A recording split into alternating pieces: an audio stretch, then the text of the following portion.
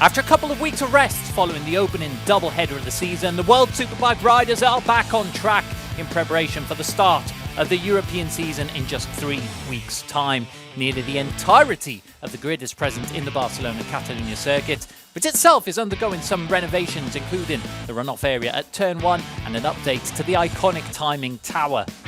We kick off with the runaway leader on the timing sheets, reigning champion Alvaro Bautista, who set an early marker of 1 minute 40.5 seconds, just 20 laps into his day. Both the Aruba Ducati riders worked with new rear suspension items, as well as updates on the front of the bike for better corner entry, as previewed by technical coordinator Marco Zambenedetti in an interview with WorldSBK.com.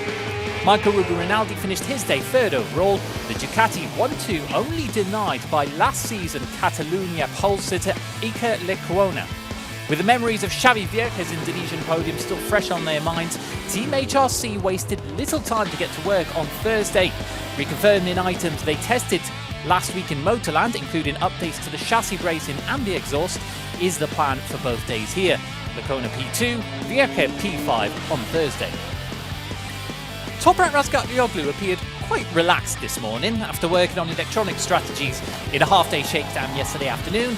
The number 54 did suffer a fall at turn 2 around midday today, but managed to get back out on both bikes to complete a total of 60 laps, 6th overall on the timing sheets. Not keep the line also, not turn it very heavy. Andrea Locatelli, meanwhile, who did 29 laps more than his teammate, ended his day in 8th position.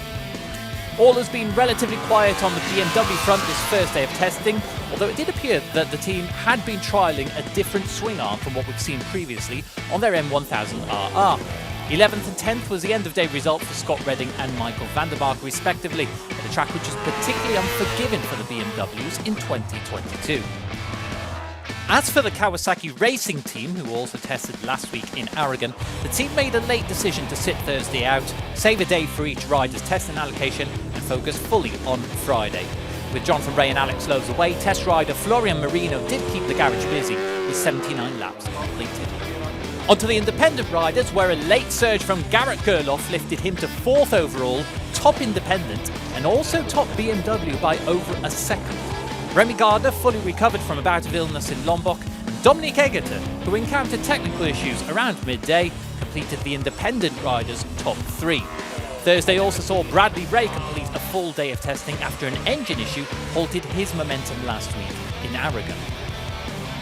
Further down the field were the two Ducatis of Danilo Petrucci and Axel Bassani, with Petrucci's bike featuring a slightly modified and lowered tank and seat.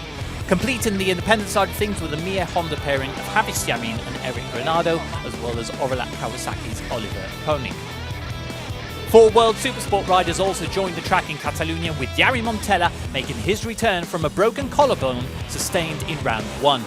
Championship leader Nicola Bulega went fastest on Thursday with a 1:44.8, with fellow Ducati riders Rafa De Rosa and Federico Fellini completing the Supersport quartet.